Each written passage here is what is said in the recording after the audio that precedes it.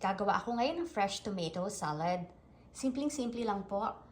Fresh tomatoes, lime, ground black pepper, sea salt, at syempre olive oil. Simpleng-simple lang ang paggawa ng ating tomato salad. Kung mapapansin ninyo, inalis ko na po ang seeds ng ating tomato. Kasi po, yan po ay mahirap i-digest. So, tandaan nyo po ha, huwag masyadong kakain ng mga buto ng tomatoes, especially yung may mga arthritis. Alam naman ninyo na pagka may arthritis, hindi po pwede magkakain ng mga seeds ng mga vegetable or ng prutas. Okay, so, ano ba ang ganito ang ginagawa ko, oh. So, ikakat ko siya, tapos maliliit pa lang po na square. Okay, alam nyo ba, pag-usapan natin ng mga health benefits ng tomato. Okay, ang makukuha nyo pong health benefits sa tomatoes, maganda po ito, lalong-lalo na po sa may mga high blood pressure. Kasi bakit po? Mataas po ito sa potassium. Okay, so nagpapababa kasi po ang potassium ng effect ng sodium sa ating katawan. O hindi ba maganda? At maganda rin po sa mata dahil ang tomato ay may rich amount po of vitamin A na maganda para sa ating eyesight. Okay, meron din po itong beta-carotene ha. Beta-carotene and lycopene. At isa pa po, maganda po ito kung isasama nyo po ito sa may mga diabetic, sa mga sa kanilang daily consumption po. Maganda po ang tomatoes sa mga may diabetic. Okay.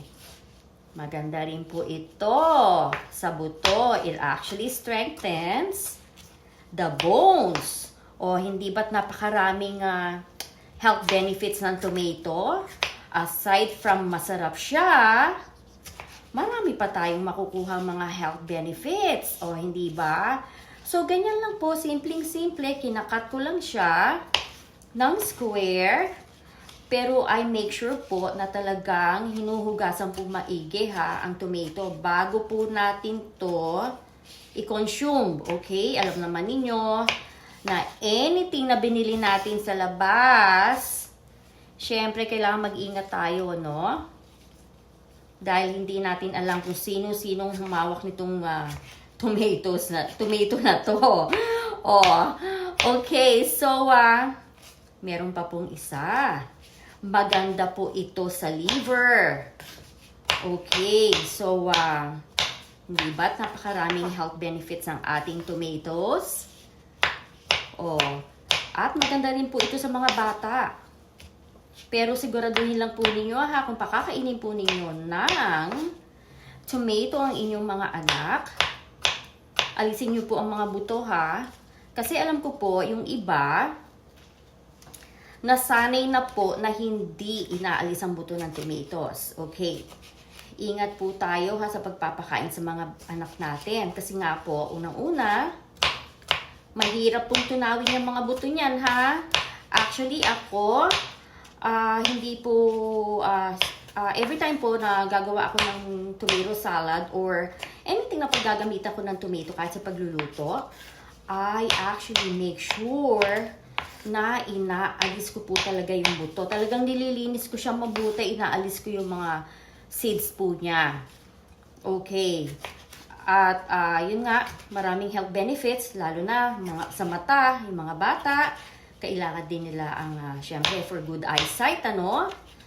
Yan ang talagang sasabihin kong napakaraming health benefits ng tomatoes na to.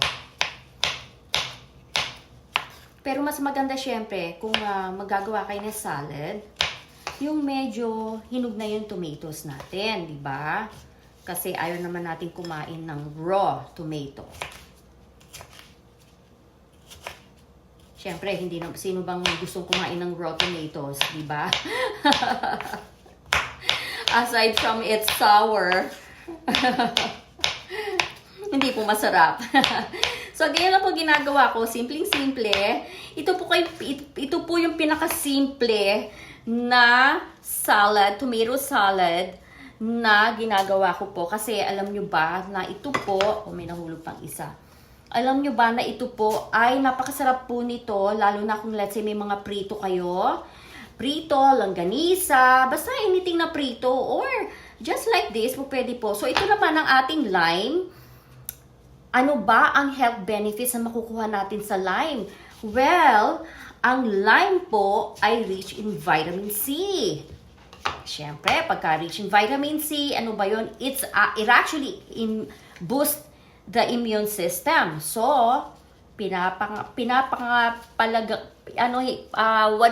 I cannot, sometimes I cannot say it po. Ewan ko ba ano sa Tagalog.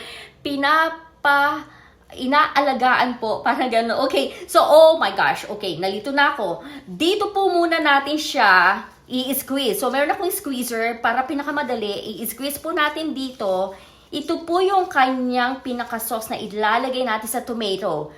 Okay. Napag-uusapan ang health benefits ng lime. Okay, it's rich in vitamin C, boost immune system, at ito pa. Ako matutuwa dito ang mga nanay, ang mga dalaga, lahat ng babae, syempre, maganda po to sa skin. Ayan ha, maganda sa skin kasi po, meron po itong collagen at pati na rin sa bones. At maganda rin po ito sa cholesterol, ha? Nagpapababa rin ng cholesterol.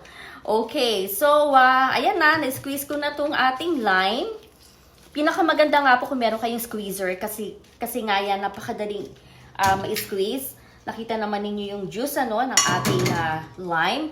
Okay, so what's next? Ilalagay natin ang ground black pepper.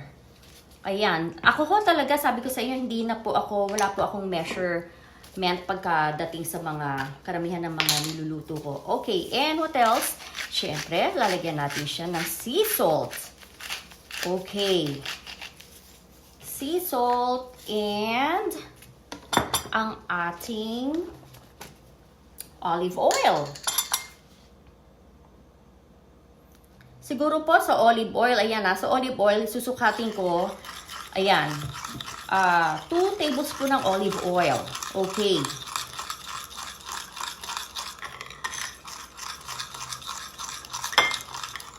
Mix lang po natin siya. Mix. Okay, make sure na blend po natin mabuti, na mix natin maigi ang ating ingredients na salt, ground black pepper, with our lime, at with our olive oil. So, imimix na po natin siya ngayon. Usog natin ito na konti. And we're going to pour in this mixture dito sa ating fresh tomato. Okay, so ngayon, ilalagay natin ito sa refrigerator. At ang sarap po nito. I'm sure na magugustuhan po ninyo to. Simpleng-simple po na tomato salad na po pwede sa longganisa, pwede sa tapa, pwede sa pritong. Any kind of prito po pwede po to talaga. Ayan, nako, ang sarap po nito. Ayan po, simpleng salad na walang masyadong ingredients sa kailangan. So, ito na po ang ating fresh tomatoes salad. Maraming salamat po sa panonood. Don't forget to subscribe to my YouTube channel.